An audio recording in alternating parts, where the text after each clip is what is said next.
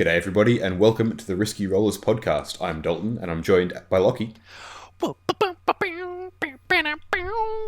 up? By Laurence. What's up? And by Jake, who you may know as Ikon. Everybody. Don't call him Jake, it's weird. Well, we've got to call him Jake because something very, very special is happening today when this comes out. Or on Thursday or whenever the fuck shit's coming out. Which is that he's in our latest batrep, representing the Black Templars. Yay! Super exciting. But I mean, realistically, we probably should have thought this through. I've been doing these podcasts under the nickname Ikon for, multiple now and then jump on the channel. I mean, I think it's not going to matter if people just work it out either way, right?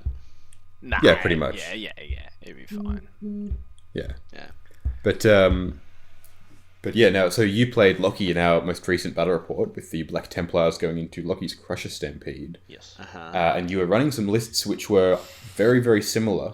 Were they identical? Or was it just similar? Similar. Alright, just very similar to what you took to Vic Masters over the weekend. Yes. Last weekend, which was a fantastic weekend. Yeah. Yeah, it's really good. Huge shout out to Cine and everyone else involved running that. Matt Morrisoli, Dean Cine. Actually, did and anyone everyone see the else. bounty on Morrisoli? No, I Did did. anyone see that thing on Facebook today? No, I what didn't. was that? What's that? So he's gone, I believe he's gone to a tournament in Sydney and they've posted up a picture of his head and they're like bounty for the first $50 for the first person that can beat him at this event. That's fantastic. And then there's like comments and stuff, people adding to bounties and whatever. We should have done that for the first person to lose to Locky at the event. Yeah. But no, so we all went down to Masters, had a fantastic time. So we'll be discussing how that event went and how we all enjoyed that. Before we get into that, I want to have a huge shout out to Dice Arcade. You'll hear more from Tim about that later on. Big thanks to the Trade Tinker. There's an affiliate link down in the description to grab yourself 10% off dice trays. If you want to chat with us and be involved, jump into our Discord. We've got so much cool shit happening there. We're talking earlier today. There's, I think, as we're recording this, there's like 2 separate TTS games happening with like 5 people in each chat. So that's fantastic. Everyone's having a great time there. So get involved. If you want to support us even more, you can jump on our Patreon and help us keep doing this and more, but just better and better.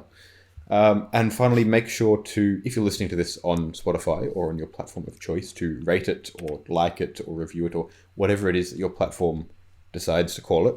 It does really, really help us out, and it does feed the algorithm and just make it work for us a little bit better. 100%. So we always appreciate that. So, without any further ado, let's crack on with Masters. We'll just go through all of us in place order, starting with the man himself who took at 9th place overall, Laurence. Yes. So, Laurence, what did you bring to Masters and why? Yes, so I brought the Imperial Knights. It's a free blade land, so I believe we also discussed that in our previous poddy, wherein I'm considering to run AdMech, but during my practice games, I really played horribly, so I just, of course, would go back to my favorite faction, and then I'm actually, of course, well-versed with their abilities, but it's the first time that I would be running. I ran this free blade lands, the renowned one. So yeah, I was lucky to be placed 9. So I actually, I didn't expect, to win 3 games, but I did. So yeah, I was pretty happy with the list. And then of course, I think the secondary of the Imperial Knights is very solid. So I was just That's banking on the new one, yeah? Yield No Ground. Yes, correct. Yield no ground. What is that it's a again? good one. I read it once and then I was like, I don't play knights and... Okay, so yes, so Yield No Ground is a battle supremacy secondary. So you can only score that one from second round. So, but it is after at the end of your turn, you score 2 points if you control half or more of the objectives. Half of more is the important word there, because of course, if you would be choosing Stranglehold, you need to control more, but at least this half or more. So you get 2 points already in there. And then another 2 points if there's no enemy unit in your deployment zone. And then another 1 point if you don't fall back, and then you don't end up your movement closer to your battlefield edge. So during the 5 games, I've been like maximizing that particular secondary. So most likely I'm averaging at least 12, 13 points in that Yeah, particular it doesn't sound battle. too hard to get to that sort of 10 to 12 points range on that. It sounds good. Yes, Yeah, that's why it's very good. So of course, basically, you just need to protect your deployment zone in the like 2 to 3 turns. So at least you can quickly get your 15 points if no one is also really attempting to go over your deployment zone. And then because my list, right? So I have 2 Mageras, 3 Warglaves, and then three Moiraxes with lightning locks. So I was just like like deployed defensively, and then yeah, I was just covering the ground and really not allowing any deep striker on my backfield. And at the same time, of course, if there would be somebody trying to attack me, maybe going to the mid battlefield, of course, two Magiras are there, and then lightning lapses are there. So just try to just clear them off the table. And of course, I also brought my Colexus assassin. yeah. A very handy little tech piece, Yes, especially given you have the strat during the in deployment to switch it out for another assassin. yes, correct. So I used that particular strat in my last game, but it didn't pay off because my Almost last did. game was against Custodes, and then Hmm. I chose the Vindicare one, but of course he was just hiding all his characters. Yeah, yeah. That was a rough matchup for secondaries for you as well. Like we on the day we were discussing it, we were discussing what secondaries you'd take to go into a Custodes, Yeah, because there are a couple there, and it was a really hard correct, choice. correct, Yeah. correct. But cool. What, So what, do you want to have a very quick rundown about what your matchups were and how you yeah, I was went? going to say, what order of matchups did you get to? Yeah, sure. Okay, so the very first one, it's actually the Thousand Suns. I was very pumped up with this one because, of course, I was riding Collector's Assassin, but then maybe I was over eager, and so like I'm not sure, maybe excited. Okay, that's the one that the Colexus got clapped, yeah? Yeah, so Yeah. of course I know that he would have lots of psychers right on the field. So of course I push the assassin in the middle. I also push the Magera in the middle, but I think the assassin was the nearest unit to my enemy. So yeah, so he was grilled first turn. Yeah. So I was very disappointed. But anyways, I got the W in that particular game because yeah, I was just Nice. trying to fire everything that he would be putting in the objective in the middle ground. So yeah, I got the W. And then my Did second game, it's a bit like a sorry, mismatch just for. did you charge much into the Thousand Suns? Like, did you have a lot of No, combat no, going on? no. I, Because I found that's their. I've only played them once, but I found that they were pretty mediocre in combat. Yeah, they suck. no, Yeah, Yeah. yeah. no. They're they're My they're my resilient enough, but not. They can't put as much out. Yeah, my strategy, like because as I've said, right, I want to get my maximum points first in my first 2 3 rounds. So I was really just trying to cover the middle and just try to be defensive. And then once I pick, like at least 2 3 units of the Marines and the Terminators, yeah, then of course I would just like go ahead and try to, like just be aggressive. Yeah, yeah, And then yes, my second round is, as I was saying, is a bit of a mismatch. It's against an Adeptus Mechanicus Yeah. army of renown. This is the defensive cohort something. So it's like what a 48 breachers. yeah. Yeah, So It, yeah, yeah, it, yeah. it, it Not was like a it was nine a, units. Nine it was an units. 9 units, immense 9 units by 5, so list. 45. Yeah, it was an immense army. To see it on the table was really something. There was a I like lot that of they had breaches. cowboy hats. They Something. did. They had a lot of cowboy hats. It was really cool. Yes, so of course most damage of the breachers. He also have the 3 by 5 torsion cannons, so that's D3 plus 3, and then all damages are flat 3 damage. So yeah, so I Yeah, really that's didn't really do gross. well, but at least Mm. because the target I was like okay, I just needed to get points, so I believe I got at least 67 points against his 70 to 80 something. So at least I gave up some points, and then uh just try to get my primaries and at the same time all my other secondaries. So yes, I lost in the second game, and the third game I was up against a Tyranids list. I'm not sure. It's not a Crusher Stomp. No, it's the Hive Guard. He has 3 units of Hive Guard. So Yeah, he it's actually Marius's played. list. Yeah, The that's Marius. smart. So he actually played a bit aggressive in one flank. He even was trying to charge this.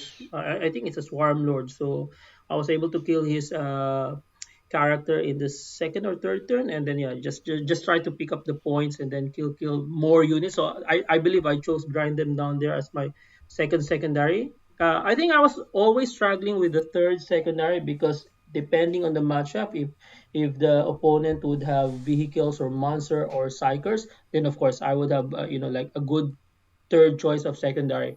But if they wouldn't be running that, same as in my second matchup, yeah, I will. I'm struggling in my third secondary. So I believe in that particular match.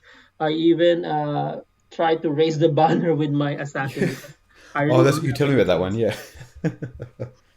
Yes, and then the fourth one was against Dark Elder, Drukari one. So this was he has 2 units of racks and then 2 flyers and then 1 raider.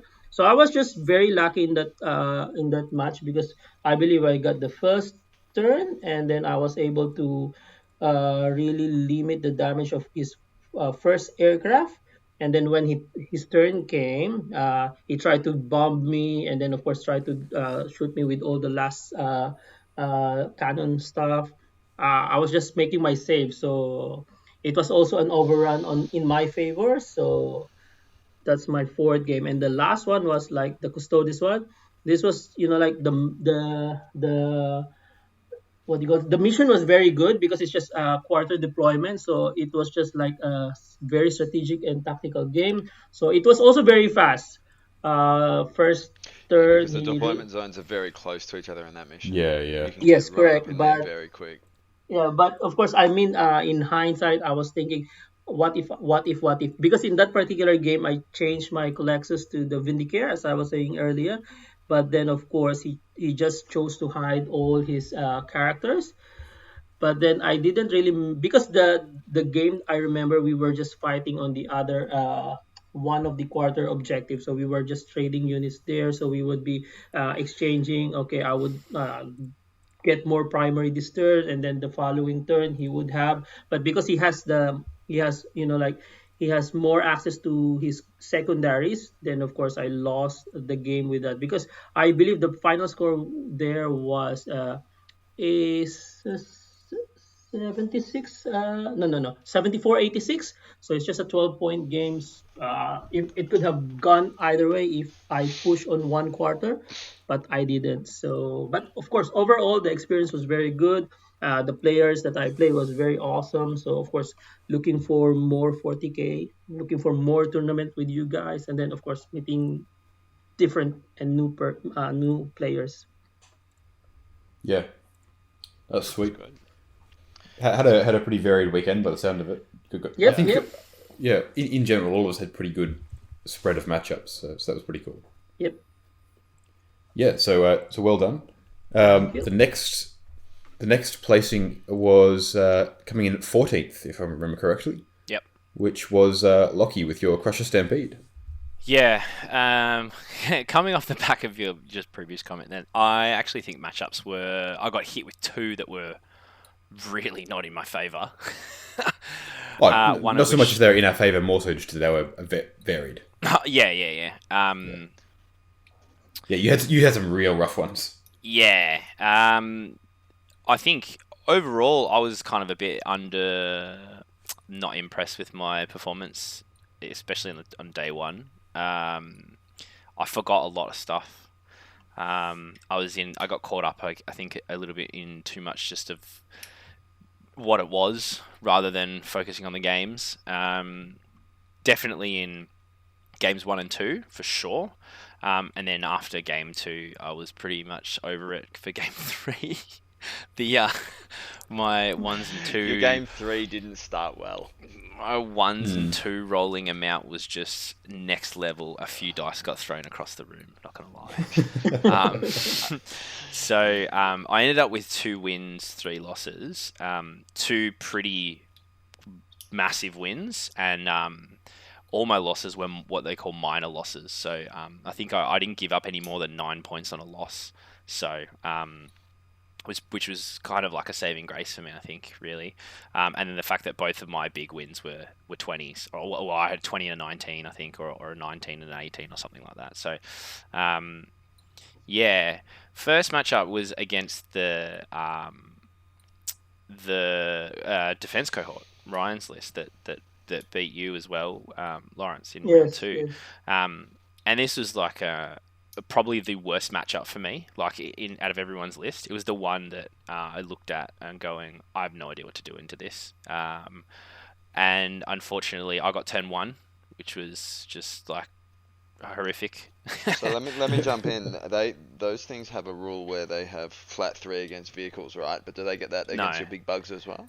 No, it doesn't affect me. But the weight of D3 plus 3 that he has into me is just like pretty punishing. And the fact that anyone, really. Yeah, it's similar to Knights too. Like nothing I could do can obscure my big stuff. Yeah. And then we're a long deployment, so we're far away from each other. And then just not having like a few things in my list. Don't get me wrong, I learnt a lot from the tournament. A lot in terms of like the minutiae of little play. I learnt in terms of the kinds of things I like to play. I also learnt that maybe 240 points for a double move is actually worth it. Yeah, you were saying that a lot in day 2.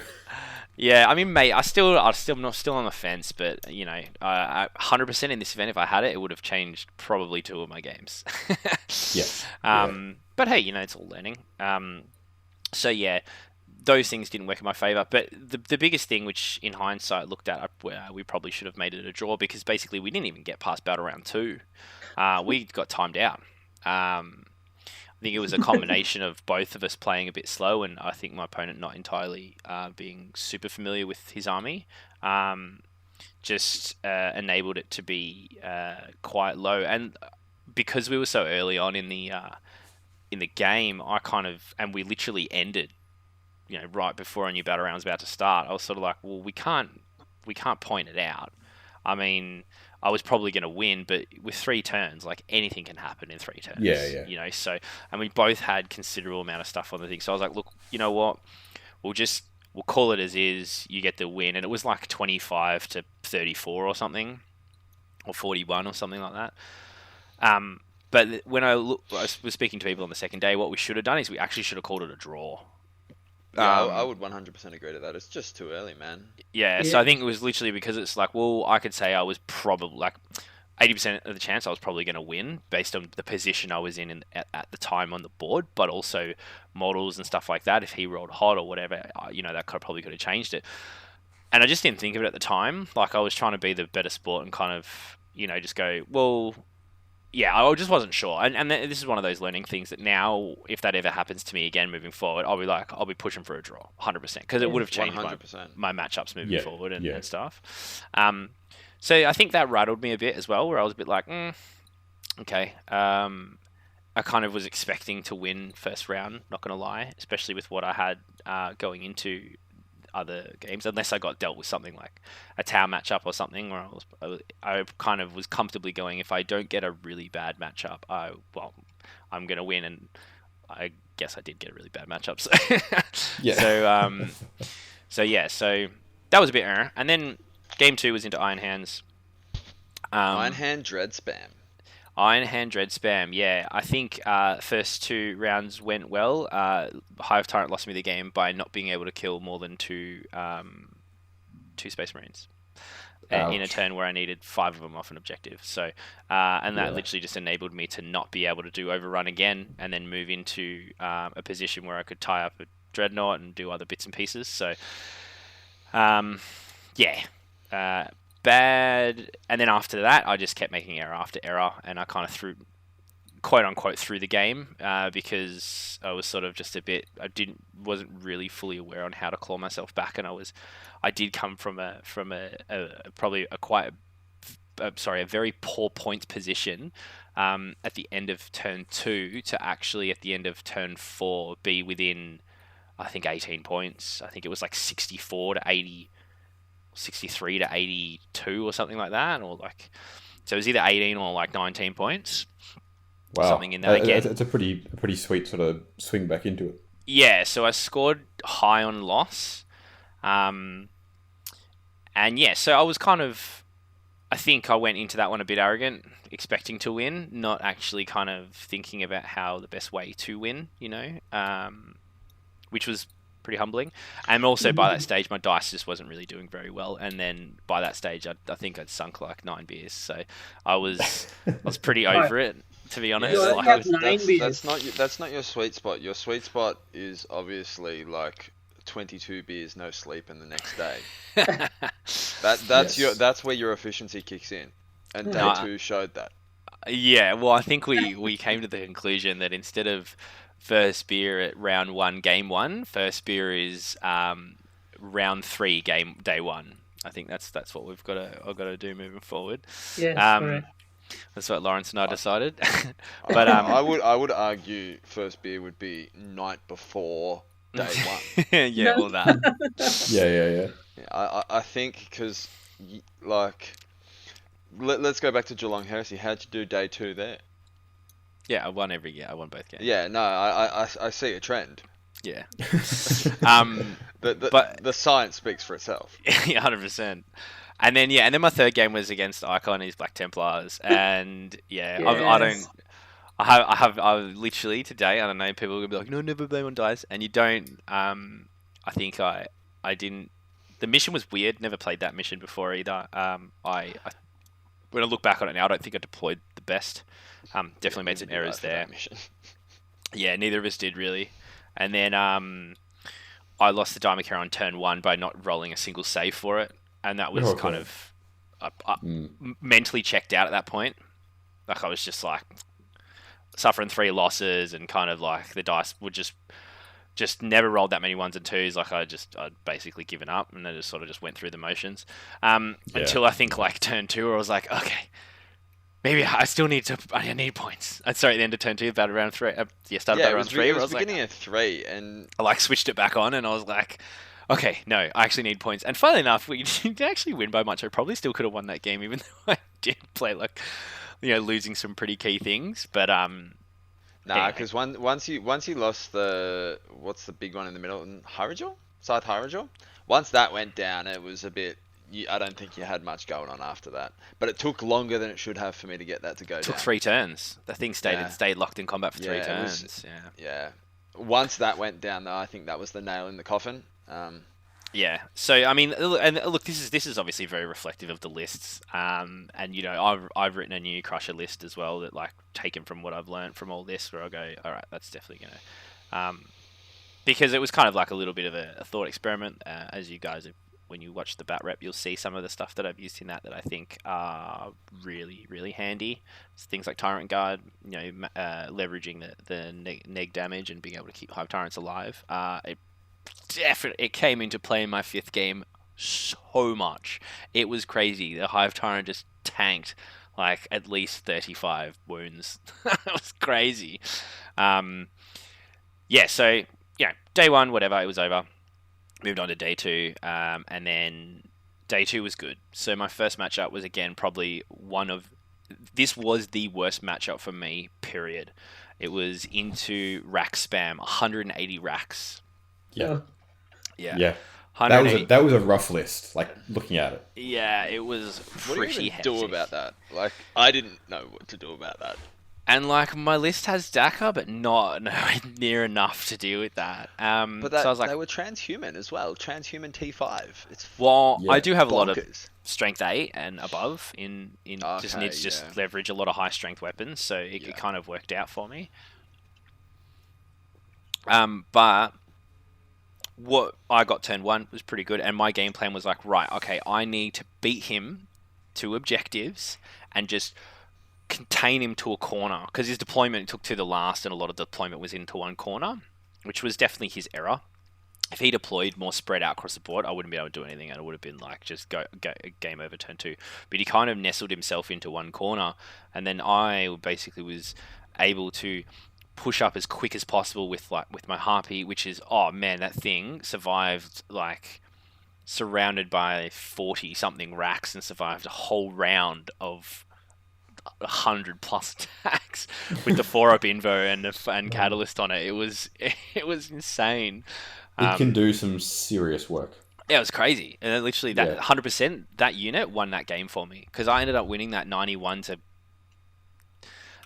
to 50 something, I think. No, that's a 20-0, bro. Yeah, pretty comfortable win. Yeah. So I basically just pushed up as quick as I could on the objective, and I was just like, fine, I'm going to be in combat, I'm going to be whatever. And then he misplaced his backfield objective, where I was able to go back and snipe it and then deny him command points with my Hive Tyrant, stuff like that. So I think I want to point out that I was at this point in this game, I'd finished my game for that round. I was wandering around like sticky beaking in everyone's game, and it was intense watching you guys play that out, and like just standing around looking at it, and it was pretty intense. It was the most fun and intense game I reckon I've played a 40k like period. It was just every decision mattered, but at the time it didn't feel like it did, and it was just really fun. Me and John, David, Stu, David, what's his name? Dave. None of them sound I feel like such an asshole now. No, it wasn't Dave, because Dave was the other Dark Eldar player. Dave is the other Dark Eldar player. I played into him. No, but you played him Ikon. You played the rack list after. I did. What was his name? I don't remember. Anyway, I think it's John. I think it's John. I think it was it is. John I think Seymour. it is. It was John. That's it. John. Yeah. Shout out you, Johnny Seymour. Mad player. Like, it was just we just had heaps of he's a fun, fun and guy. it was just really laid back, and it was just even he at the end of it goes, that was one of my favorite games of the weekend so far, and he lost, and it was just really cool. So I really played really well in that to come out of that, and it was pretty average rolling. I changed my dice overnight, so Yes, you came did. with Yeah. new dice, and I steered well Why clear did of you bring them. the pink ones? I wondered that on day 2. because I didn't take the pink ones to Heresy. I took the white ones, and then I thought, you know what, let's just try and break the superstition. But 100%, I'm just taking the white dice to every tournament now, because And I'm steering well clear of them. And then my final game was against Death Guard, against Justin Meddings. Funny enough, was the guy who won our event. Oh yeah. Yeah. And that was good. That was a good game. It could have. So Barbed Hierogel dead turn 1. Like, just shot off the board. So I was like, oh god, how's this By gonna go? PCBs? Yeah. D3 plus 3 damage from those is just really hard. Like, 18 wounds seems like a lot. It's really not a lot. Yeah, not when you're popping D3 plus 3 D6 shots. Nah. If you roll even just a little bit hot there, you're doing a lot.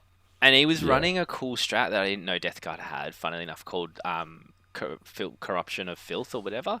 So when you use a plague weapon to score a hit, or a mortar or whatever to score a hit, any other shooting in your army gets reroll 1s to wound against that target. Oof. For 2 CP, and I'm like, that's cool. Awesome. So I saw it play out. I was like, okay. So because he had a Volkite and that as well, and whatever. And then he's tallying it, and then okay. Yeah. So it was his entire army shooting to kill a 275 point unit, and he didn't touch literally anything else after that. So I was like, cool, fair enough, you can have that. I'm gonna punish you for it next turn, and I did. Like, turn 1 was Death Shroud and a Demon Prince dead, and heaps of Poxwalkers, and man, the ignoring Invo save Bone Sword dude with like flat damage 4 with damage 5, like that thing flew over, killed a Demon Prince, then flew over, killed is this your Flyrant? the Flyrant, yeah. Then killed like 2 PBCs, and then the Spawner just took home field objective and was just like zoop, zoop, zoop, zoop, zoop. Literally went from one side of the board to the other and just wiping up whatever it could along the way. It was just like into 1 PBC, it did like 32 damage into 1 or something. It was just nuts. One of the best things of that game was one of the Dimacheron left on 1 wound, middle of the board. I failed Onslaught for a charge into the Volkite Dread. Yeah. 1 wound left. He charges his what do you call it? The spell guy into him. Malignant Playcaster causes 2 wounds. Bang! Boxcaster save. I was like, no way! Just like flexed so hard. And then just like turned around, just minced it, and then went on, then tied it up, and that was the end of turn 3. So I won that really good. That was it was 87 to 46. It was like a 41 point win. That was pretty big win. So, so I just want to touch on this because you have been /are/were a Death Guard player. What do you think, if anything, the new chapter approved has done to their list construction? Has it hit them as hard as some of the sort of speculation? They've been hit the hardest, I reckon, by far. But most armies, that from what I can see about the chapter approved thing, Death Guard was hit, and not because of points. It's because they've lost the core element of armies, which is like doing actions and stuff like that, and troops choices. They have no viable troops choice now. That's not cultists. Like, so instead of Poxwalkers, now people are taking cultists, but cultists die because they need to do actions. Plague Marines just do, like, obviously Plague Marines are way too expensive. Dedicated Death Guard players they'll find a way to get around it, but unfortunately they will need another change to be able to compete. Now I think it's just unless it's Demon Engine spam, which is but then even then with the new sort of mission secondaries that all the actions and whatnot, you just with the Demon Engine spam you're just relying on killing, so to speak. Yeah, I think that's just kind of what they have to do, really. Unfortunately, there's not, you're not going to be taking Mortarion with Tower around, even with the stuff that Eldar's coming out with, like the Fire Prisms and stuff like that, and and everything else they've got. Mortarion is going to die turn 1, so that they're in a rough spot, man. I feel for them, I really do, because the army does not look fun to play, because to make it work, you've really got to know it, and you really got to. I don't know what they do. I literally don't. Because you can't even soup and stuff. Like, you can't even do too much anymore to help yourself. Yeah. So, I'm not sure. I suppose we'll see. We'll see what happens with them. Yeah, but so it's coming. Yeah, two solid wins at the end. With a clearer head, and I played a lot better. And I the thing that I took away from it was like, right, if you're going to include the Harpy in it, double down on the durability turn 1 when it gets over there, the obsec thing, and just do the 4-up invo and catalyst on that, because they have to deal with it. So if a Harpy can be in their line past turn 1 or into turn 2, past into their battle round 2, and it stays alive for your turn 2, you've probably won. Purely because... I think at that point, there's not a lot they can do. Yeah, and that's something that I definitely took away from it. The other thing was definitely, doubling down on buffs. In the game against the Rack, doubling down on into the Death Guard game, doubling down on getting the 2d3 extra attacks. From one from the Warlord Trader and one from the Power on the Hive Tyrant, pretty much averaging between 10 and 12 attacks, just that day, not in general, just for that day. I was just rolling awesome. It was just, I could guarantee whatever I touched, I was going to kill. And that's kind of something that I think I'm going to take moving forward, is right, if I want something to kill, really, really overkill it. Tech it into overkill, just to guarantee it, because that's kind of how I play. I kind of play okay, this is going to die, this is going to die, this is going to die, and that's going to affect my next 3, 4, 5 moves. It's kind of how I play chess as well, right? If you're playing 3, 4, 5 moves ahead, you kind of have to make sure that those initial plans are happening, because your plan is kind of relying on you not having a contingency, in a way. So maybe that's not the right way to play, but that's kind of how I play. So, kind of self-reflection and self-learning of that, definitely learn a lot. And that's the thing, you learn from your losses, because you don't learn from your wins. Your wins give you perspective on how you takeaways from your losses, I think. Yeah, cool. So overall pretty good. Nice. So before we jump on to how Jake did, we'll hear a quick bit from Tim about Dice Arcade and be right back. dicearcade.com.au. All the biggest brands of miniatures and wargaming. Free postage over $250. All right, thanks for that one, Tim. Now, Jake, you came in at...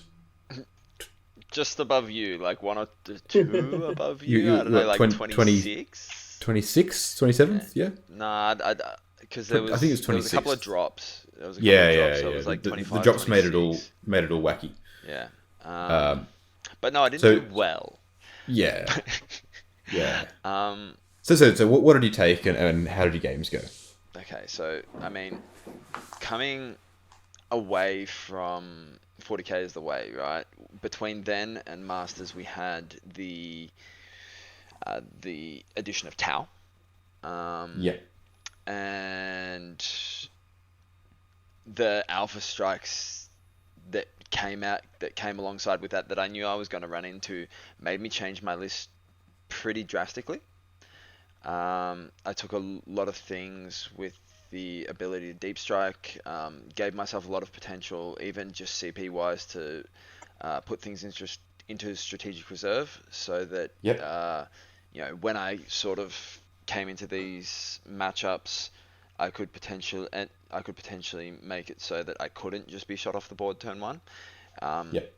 And I'd had a little bit of practice with playing a few games into a couple of different armies, and had either some substantial survival into turns 2, 3, 4, or some late game swings in like 3, 4, 5. Should you make it to that. I even played a game against Andrew's Iron Hands where it genuinely looked like he was going to win. This was pre-tournament, but it generally looked like he was going to win end of turn 2, and 3, 4, 5 I just absolutely cleaned the entire table to 1 model. But no, my first matchup was into Tau. And yeah, so that went about as well as could be expected, I imagine. You know what, it went better than expected, because was it Shay?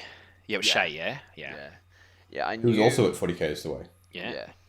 I knew that it wasn't going to end in my favor, but for there to only be 20 points the difference at the end, I was fine. Wow, nice. Yeah, I was like, this is the list did mostly what I wanted it to.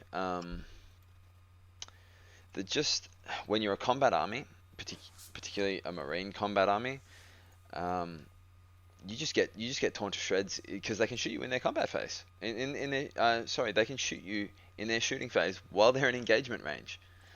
The battle suits, yeah. No, everything. There's a strat to do it. You can get breaches can shotgun you to the face. Turn into pistol, one, all their guns, Same with Fire Warriors, So they can just.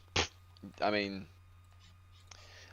you're damned if you do and you're damned if you don't. You charge one squad, you're almost guaranteed you're gonna kill that squad because they're, basically on t-shirt saves into a chainsword. But then if you don't pile into the next squad, they shoot you. If you do pile into the next squad, they just shoot you anyway. So where do you go from there? You can't tag into something and go, well, now I couldn't even do the whole, all right, Black Templar, Tenacious Assault on a 4+, you can't fall back. Doesn't matter, shoot me anyway. It's fine. That sucks. Yeah. I mean, I suppose the one thing you got there is that you're controlling what they can shoot, but that's still not. Too bad they're Space Marines that don't have cheap enough things to throw away though.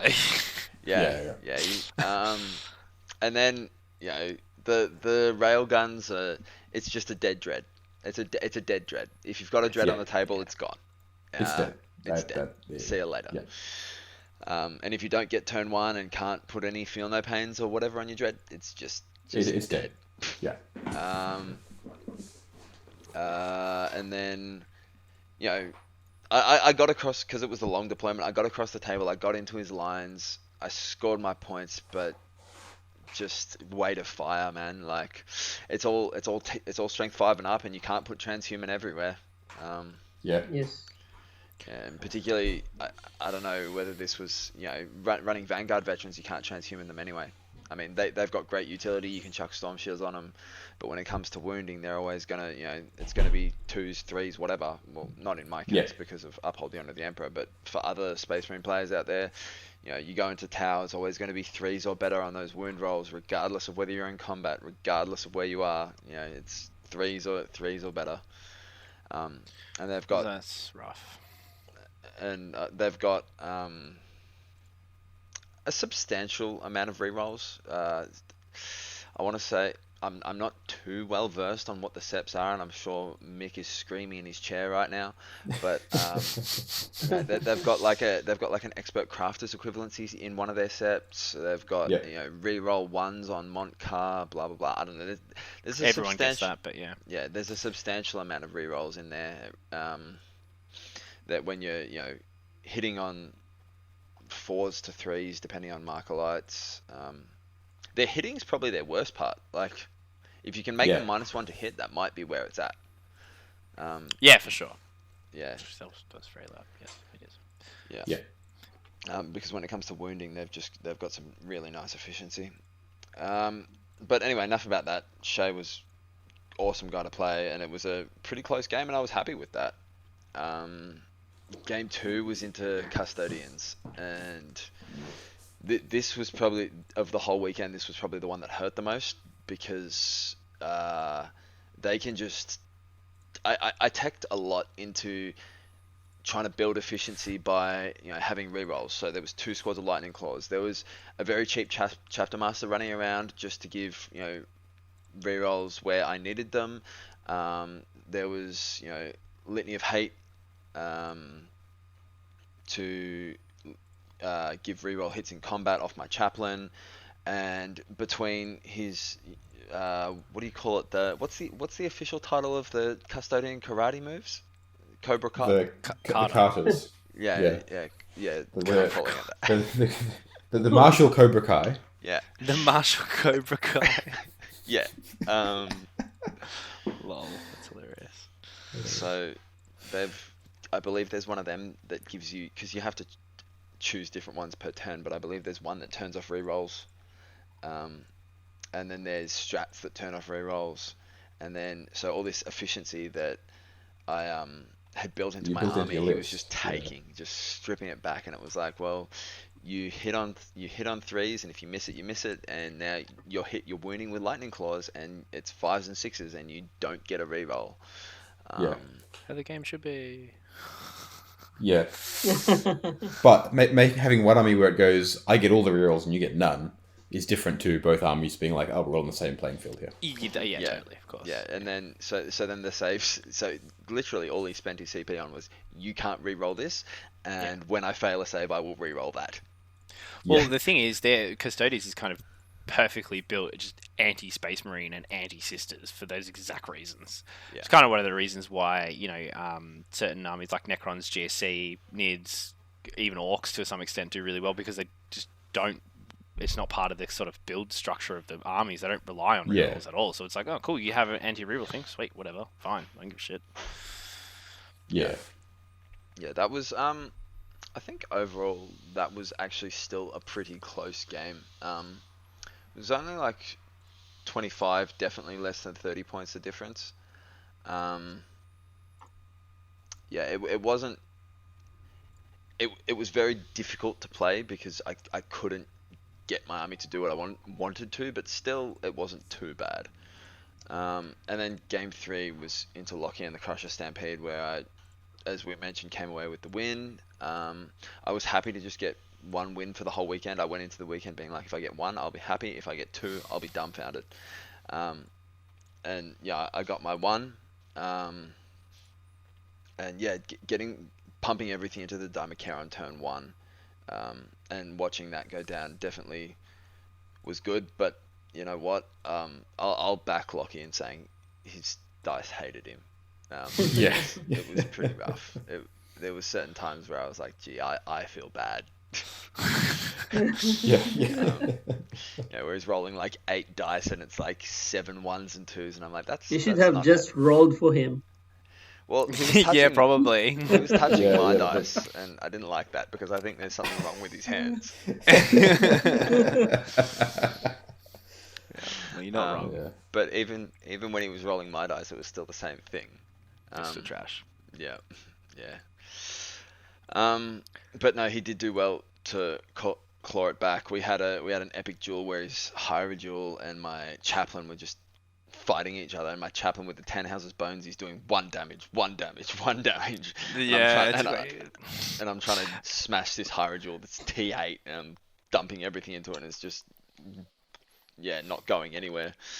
But that sort of held up the midfield where he could sneak the Hive Tyrant and the Tyrant Guard around the other flank and really sort of claw himself back with the stuff that he scored there, and pushing warriors up onto that flank as well, while that Hierodule just sort of took agency away from the midfield and stopped things from going and addressing the other things he was doing. Well, you know what also saved you that game, 100%, and this was probably one of the things that I should have been more aware of is I shouldn't have taken psychic interrogation, because your 4-up deny, you literally denied that every turn. Yeah, and you I was got just like, one. what? And I was like looking at it going, oh, I shouldn't have taken this secondary. I'm like, god damn it. Yeah, no, so yeah, you took it, and for 4 turns I spent 1 CP and rolled 3 out of 4 4-ups to deny your psychic interrogation. Yeah, so it was very, very annoying. So yeah, that's something I should have done differently with that too. Yeah, and it was good on your part because it was just like that denied. Well, you're there. That denied 12 points. I think the differential was 13. Yeah. So it was good. It was good play by you. So then, moving into day 2, I went into Gavin and his orcs, and I'm not gonna I don't know what happened. It was the most orky game that an orc player could ever. It was just bonkers. I'm sorry, man. I like you, but this was hilarious to watch. It was hilarious for me, and I was losing. What do you mean? What happened? I don't know. So this was during Locky's intense game against the Racks, where I finished after 30 minutes and was wandering around watching this stuff. Which we'll get into later incredible. as to why you were done in 30 minutes. Oh, yeah, no, we'll get onto that. But this was an incredible game to see. It was incredible. He played like an orc, and he was an absolute gentleman. It was so much fun. But that man is an orc through and through. He just Well, he got best sport. Yeah, no, he was so much fun at the event. Yeah, so, he was so much fun to play. But yeah, I've never seen someone pop so many 5s off a Dakar jet in my life. He just zoomed them across the board and was rolling super hot. He was 42 shots, getting an average of 15 hits and 11 wounds per Dakar jet.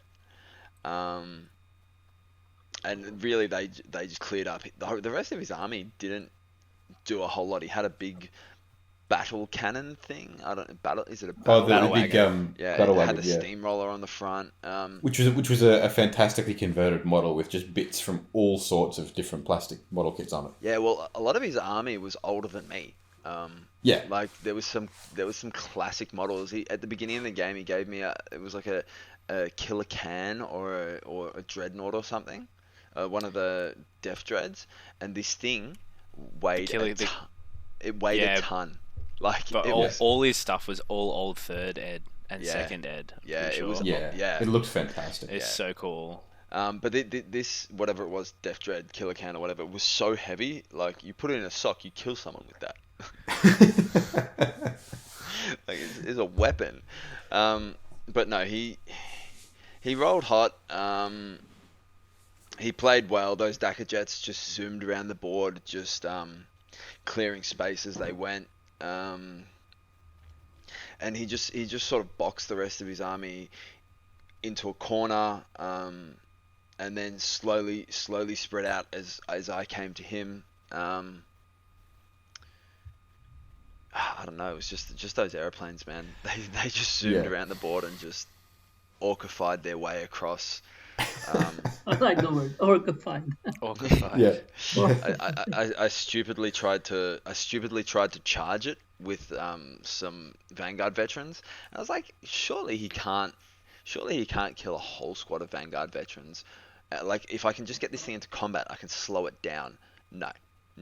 He just like 26s just straight through. I imagine the Vanguard vets like, yes, we've got this. Like, jumped up with their jump packs and went straight through the engine. 100%. They just got sucked straight into the massive turbojet engine on the front. Hilarious as well, because they would have done their like, for brothers, for honor. 100% what happened. There's just an orc standing on the wing, and he's like, oh.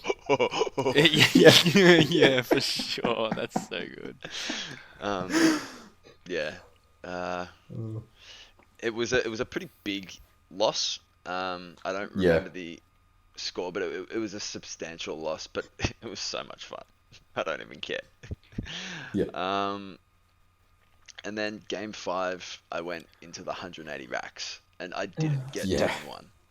So, oh god, it was the corner deployment, so there was only 9 inches between your deployment and their deployment, which means, I mean, that's a horrific mission for anyone against that list. He just, because they're just everywhere, like straight up. Yeah, he just advanced everywhere, and there was just a wall, and I had no choice but to try and break the wall, and I was killing racks left, right, and center. Despite their transhuman and T5, I still, to take a guess, I would have been upwards of 80 dead at the end of the game, but there was still 100 more.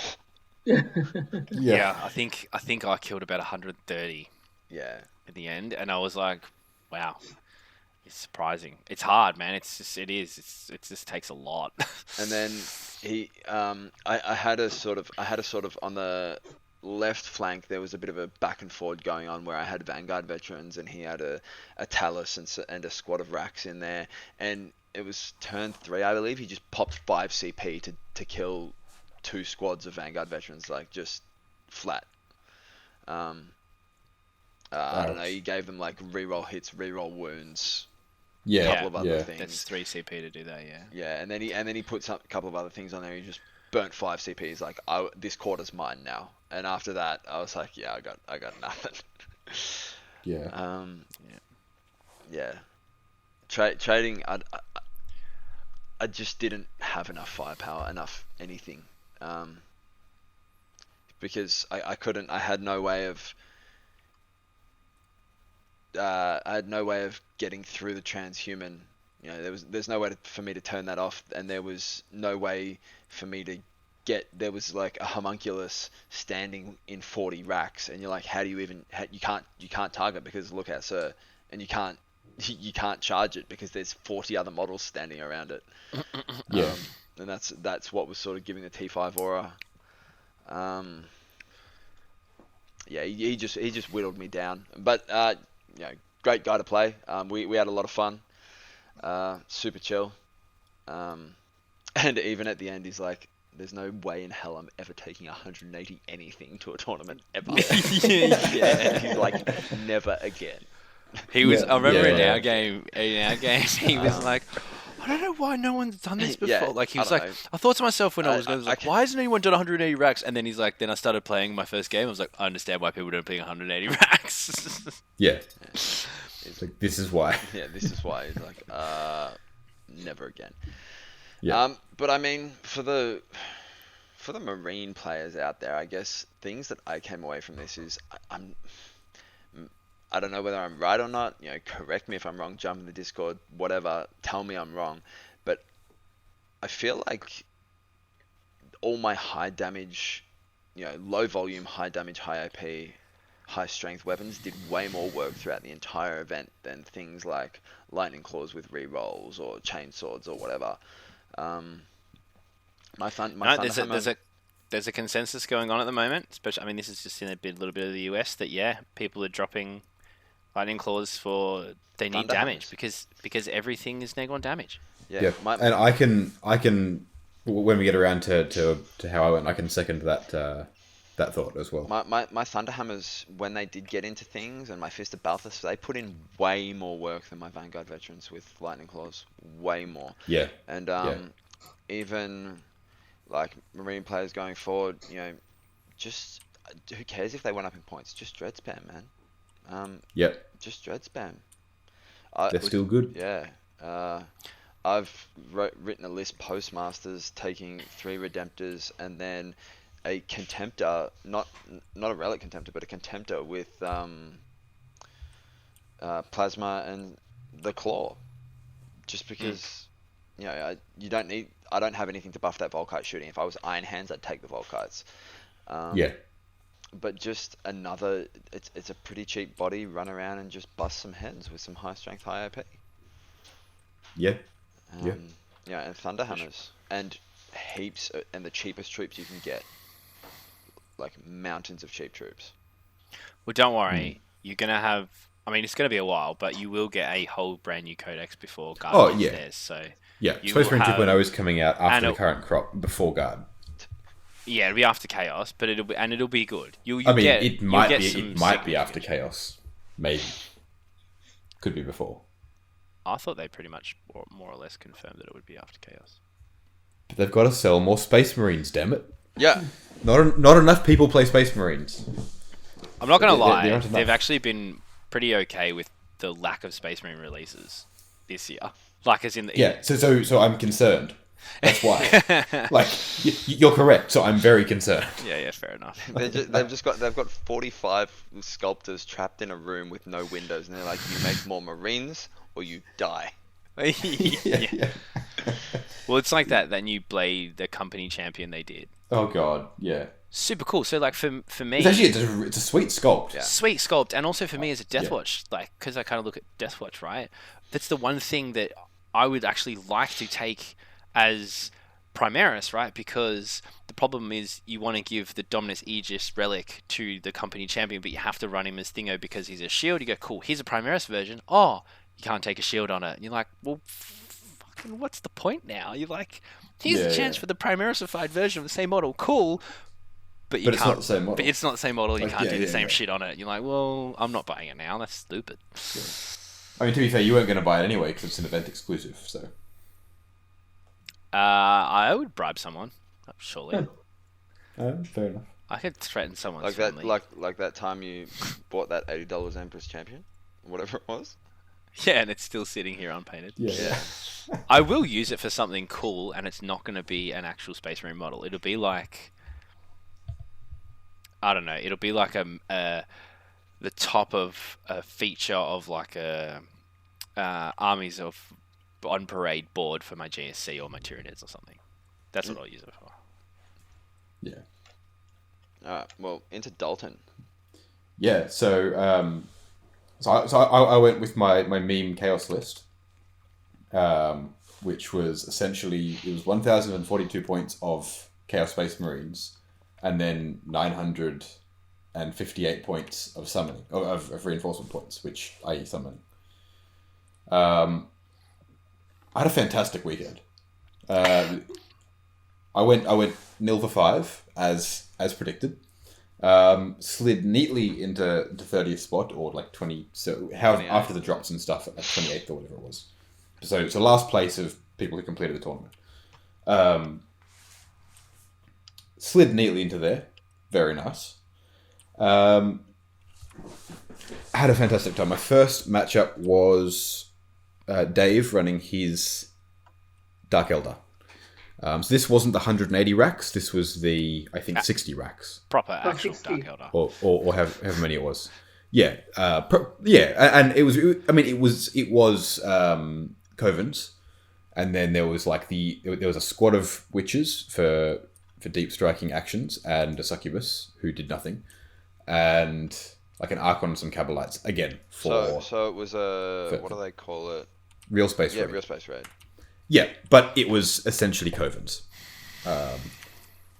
The Archon was there to tech in the rerolls and then a single Ravager with Blackheart.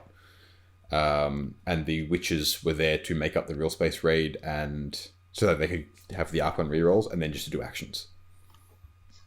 Otherwise, it was all Covens. So they had the Talos, the Rax, and 2 Void-Raven bombers. So my game went like this. He got first turn. The Void-Raven bombers flew across my... So my entire army relies on being hidden for the first turn and just not dying. As I learned when I played against Laurence as a practice game into his AdMech, Yep. the army can do quite well if it just doesn't lose the game in the first 2 turns. If I can avoid that, because I can summon everything in later turns, I can actually have quite a decent board presence later on. So I thought, all right, all I need to do is hide really well and make sure that I just don't, lose too much in the first couple of turns, and then I can start to really shenanigans the shit out of it. So first turn, the Void-Raven bombers fly over my lines and kill a full squad of Marines, a full squad of Raptors, my Master of Possession, the other sorcerer I had in the list, with the jump pack and the relic sword, several more scattered Marines from different units, and several other Raptors. Turn 1 in his movement phase. Oh, yeah, because of the strat, right? Because of the bombs. Yeah. His movement phase. Yeah. So stupid. Yeah, so... Regardless of the fact you're taking a meme list, and I get that just shows you the stupidity, the potential and parts of the stupidity of the game. Now, I will admit, this is an incredibly swingy thing, right? He's got to roll a 4+ and then a d6 on each unit, but he just rolled hot on all of it. And it was nasty. Now, that said, that happened, and then still played hard, still played a full 5-turn game against him. He was an absolute pleasure to play against, and we had a fantastic game. And I still ended up chasing him fairly well on points. I ended up with like 40, I think it was 49 or 48 or something to his 90 something. So coming back from that, I was pretty happy with that. Learned a great deal about how to play the list and movement and so on. Well, I mean, you didn't even test this, right? You were just like, we're taking demon summoning. Yeah, I tested it against Laurence and beat his AdMech. So that was fun. Okay. But otherwise, I think that was the nail in the coffin for Laurence. Was like, if I can't beat a meme list, I'm not taking AdMech. Yeah. Well, I mean, he had a good list too. Like, it just happened to be that I got some hot rolls with sniping a character and turning him into Chaos Spawn, and then that kind of messed up his backline for the rest of the game. Well, it's also his knowledge of AdMech, right? Yeah. I'll save my AdMech soon, bro. You just need reps with the AdMech, right? Because it's no longer a point and click army. It's you have to play it. I'll play more. Promise. Yeah.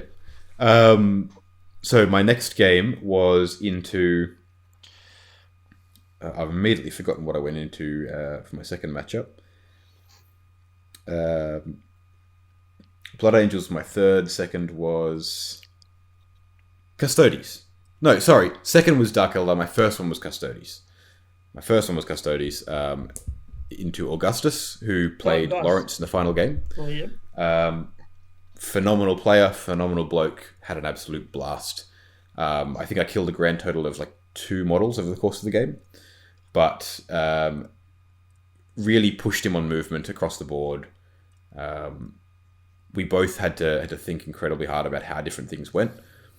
The clincher for that one was it ended up coming down to the fact that Chaos Marines can, against some targets, they can deal a hit. Custodes are not one of those targets. Yeah.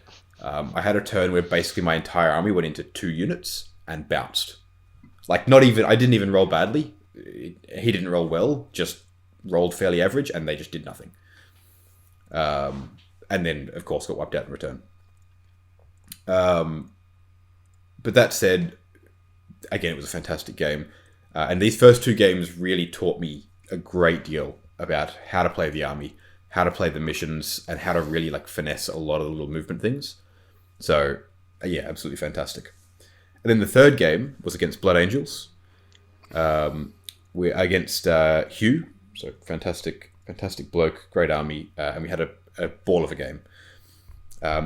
This one was probably the closest one over the weekend. Ended up only being about, I want to say 20 points in it. And there are a couple of points in the game where I go, as far as the game played, I'm pretty happy with it. There are a couple of points where you go, all right, if the dice had gone differently there, it would have been a very, very different game. As in, so you roll trash. No, I think rolled what he's saying. Or you slightly mean just below key average. Moments. There are a couple of key moments where I don't think I think it's just a matter of I didn't roll consistently poorly. There were a couple of key moments where if the rolls had gone my way instead of his, it would have been very different. And the fact I can sort of point at these couple of things and go, this is where things could have changed, I'm happy with. Because I didn't have that with the other two games so far. It was just, I couldn't make anything stick. Yep.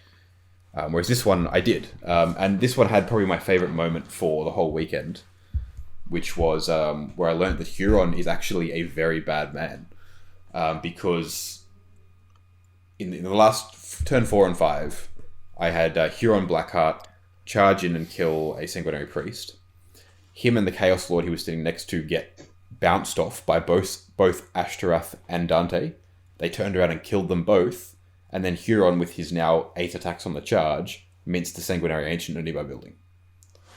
That's awesome. That is awesome. Yeah. I mean, he's not called the Tyrant of Badab for nothing. Yeah, so he is a bad man, and there are some thoughts now that I've got about how to actually make the most of him, and have him, with his advance and charge, with all the extra stuff he gets, really become like a character-seeking missile, because he can put the work in. And here's the other point that I was going to back up Ikon statement about the high strength, high AP. Power fists. Power fists are the one thing in my list that I could rely on to actually do something. Even with -1 to hit? Even with -1 to hit. Yeah. Lightning claws, nothing. Chain swords, worthless. Yeah, I felt that as well. Power swords, nothing. Even power axe and power maul, I think maybe killed one marine, but the power fists reliably did work. Yeah. Thing is, it's either like leveraging copious amounts of attacks or high strength, high AP, right? Yeah. And then unfortunately, with all those weapons you just rattled off, you're not getting any bonus to attacks, or you get one attack with a chainsword. What do you fucking do? You know what I mean? So, and Chaos Marines don't have the base attacks to leverage that to start with. Exactly. They're going from 1 to 2, right? They're not getting. They're going from 1 attack to 2 attacks instead of 2 to 3. Yeah. And then also there's actually, not enough relevant. 2 to 4 because it's for 2 to 4, for Primaris because it's shock assault. And so going from 1 to 2 instead of from 2 to 4. So it wasn't great. I mean, look, we've still got Hateful Assault, which is kind of nice as well. And did you leverage the new when Chapter Approved came out, or was it the balanced data slate, the Exploding Sixes? Could you leverage that? Veterans of the Long War. Yes, against everyone. Yes and no. It works against everybody. Yeah. But again, it comes down to the fact that all right, I'm rolling extra attacks and rolling an extra 6 here and there with a weapon that is worthless. Yeah. So with power fists rolling those 6s is so sweet. Yeah. And I'm seeing power fist squads with Icons of Vengeance genuinely having the potential to do damage. It's still a 5+, so you can cast prescience and get them happening on 4s, which is actually kind of nice, and I'm tossing around that idea. But as far as it went at the tournament, power fist is the way to go, and just as a basic weapon profile, it's just does work when nothing else does. So yeah. So going into day 2, having learnt of those 3 games, I went into Grey Knights and got about 2 psychic powers off the entire game. The demons, including the action hunters. It's but once again, it was a fantastic game. My opponent was an absolute gentleman, and we had a really great game.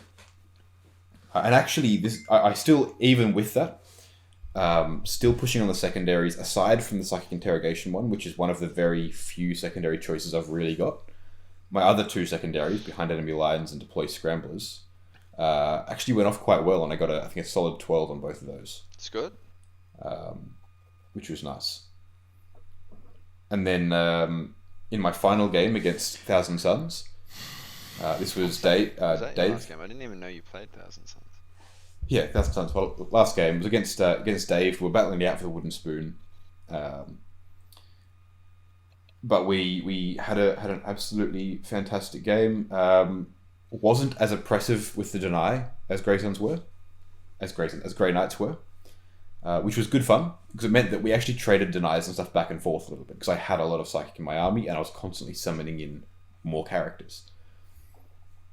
So this game ended up being played all the way through to 5 turns. I think he scored a neat 100 on it, which was very well played and very well done. He had the one where if he kills more models with psychic powers, he scores points. He had Stranglehold, and then he had Assassinate. Assassinate against my list is an easy 15 points. I'm running 5 characters to start with that can be killed if you look at them the wrong way. And then I'm summoning in more because that's where the utility of the summoning is. So, easy there. He had, I think it's called Wrath of Magnus or Scorn of Magnus or something like that, which is you score 3 points if you kill more models with mortal wounds than your opponent does. Which for Thousand Suns is easy. And then the final one was Stranglehold, and again with rubrics and a massive block of 10 Scarab Terminators. The Scarab Occult put in work in their shooting phase, man. They really do. Oh yeah. Well, actually, I managed to mitigate a lot of that by just staying away from them, but it also just meant that he could walk onto any objective and be like, "This is mine now." That's a 24-inch board control, though, right? It is, yeah. So actually, the Terminators I played fairly well around, and we ended up trading the middle objective of the board back and forth for a few turns, and I finally got Treason of Tzeentch off on a character. What that?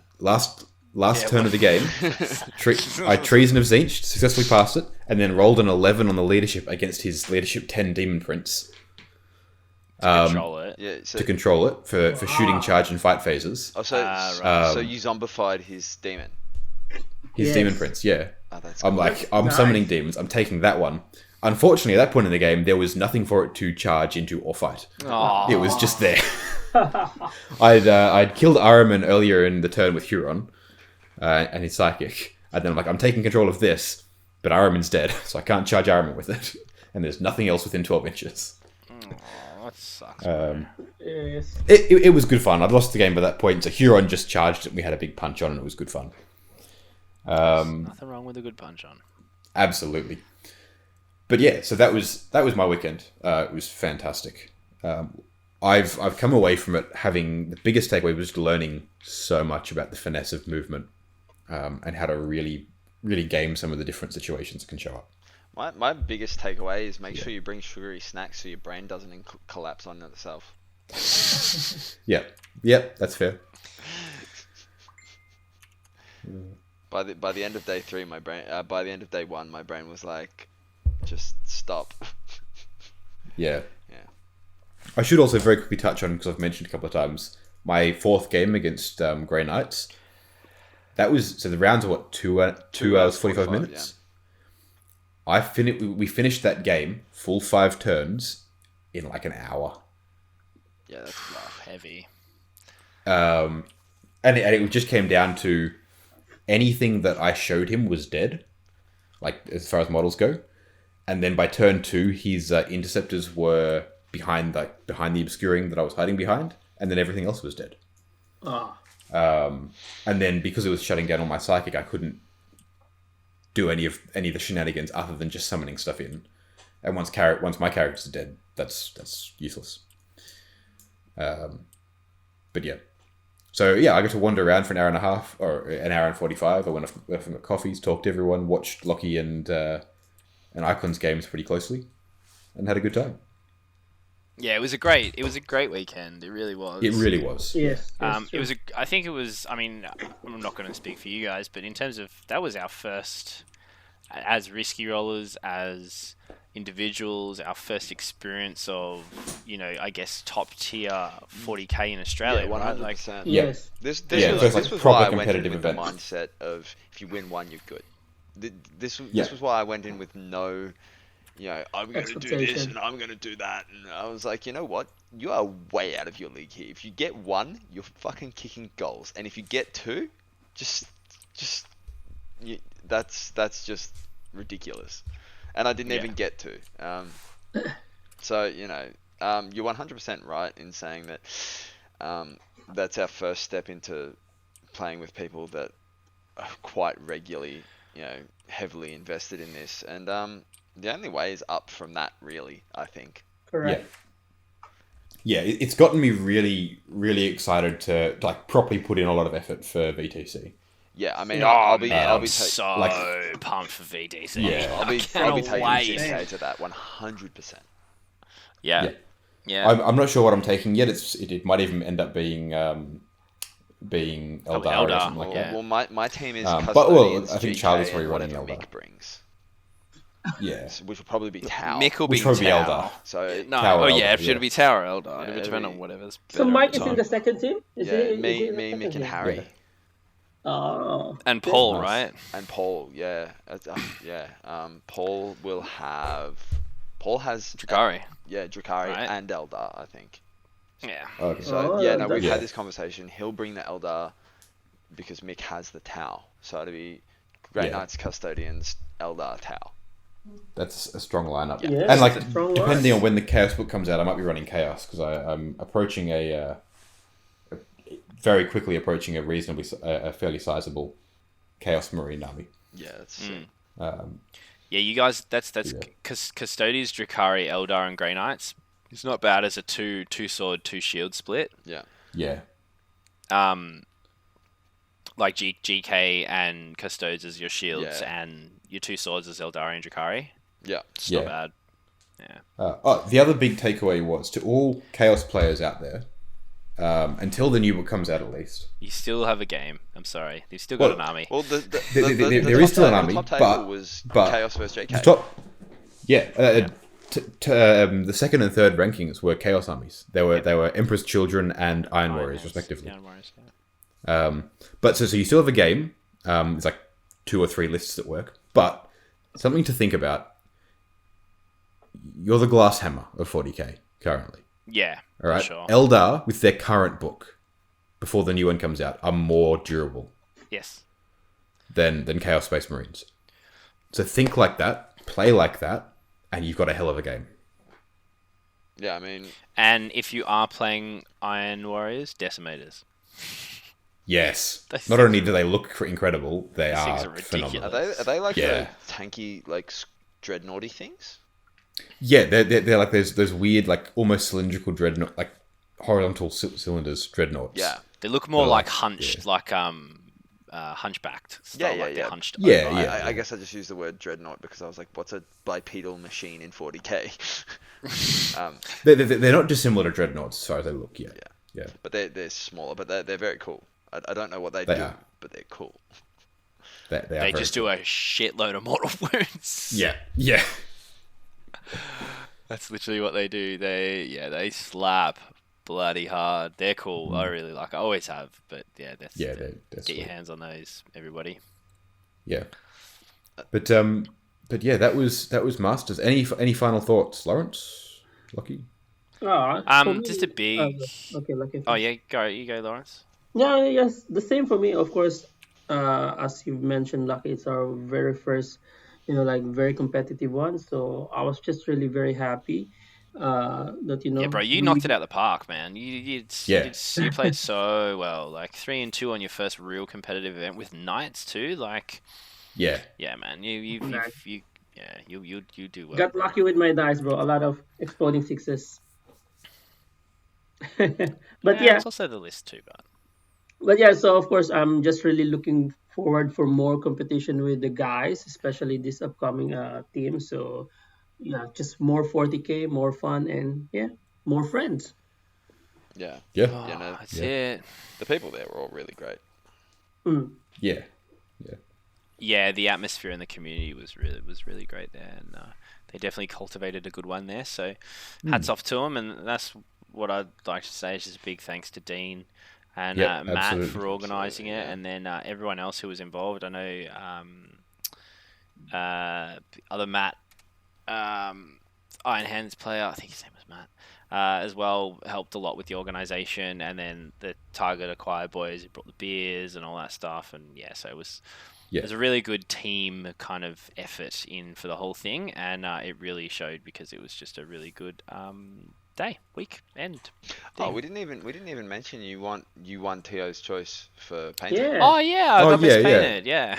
But you and Tio's choice best painted for your my nids. nids. And well deserved too. They're phenomenal looking army. Yes. Yeah, thanks. Yeah, so that was super awesome. Actually, I was really taken with that. I did Maybe not expect that, you placed second in the voting, bro. That's why he. Yeah, I did. Well, Yeah. And the voting was the top guy got 11, then 10, you then got 9. Yeah. Yeah. So it was super tight. Yeah. So it's a well done and well deserved. We'll make sure to be putting up some glamour shots on the Instagram of your Tyranids over the next few days. Yeah, for sure, definitely. But yeah, so on that note, check out the Instagram and the Discord for a bunch more stuff, and the Patreon and all that jazz. Make sure to subscribe on YouTube or follow us on Spotify or anywhere else and give us rates and likes and all those things. Thank you guys for listening. We hope you guys enjoyed it, and hit us up in the comments about any tournament experiences you've had or any thoughts you've got on Masters and what tournaments you'd like to attend yourself. And maybe events you want us to cover and go there. I know we were a little bit slack on our socials on this one because we were all pretty heavy into playing, but that won't ever happen again. I guarantee it. I was pretty unimpressed with myself that I wasn't able to do much of that for all of you. But alas, that will not happen again, and I'll make sure I'm always on it moving forward. VTC is going to be hectic with You the just amount of got stuff to we're have doing. Nate on a leash, right? Like, just Basically, yeah. Yeah, but he just doesn't know. Unfortunately, he just doesn't know much about 40k to be able to talk about it like in situ. Like, he just won't get but he just needs to David Attenborough the whole thing, and yeah. Here we see the and the dice 40k have been gamer in rolled. their natural habitat. Yeah, you just They seem very excited about these. Those are really good or really bad. This is obviously a bad result, as one of them has thrown the dice across the room. It is. Someone has placed what appears to be a metal can in a sock and is swinging it at people. Just objective description. That's all you need. 100%. Well, thank you guys for coming on and chatting with me about Vic Masters and the fantastic weekend we had. Thanks for having me. Thanks, mate. And Make sure that you all check out Jake's first appearance on the channel in a battle report. Yes. And he takes his Black Templars against Locky's Crusher Stampede. Which is a ripper game. It's a fantastic game. It's up now. Go check that out. Oh yeah, because Well, thank you guys for listening in, and we'll see you all next time. See you later. Bye. bye.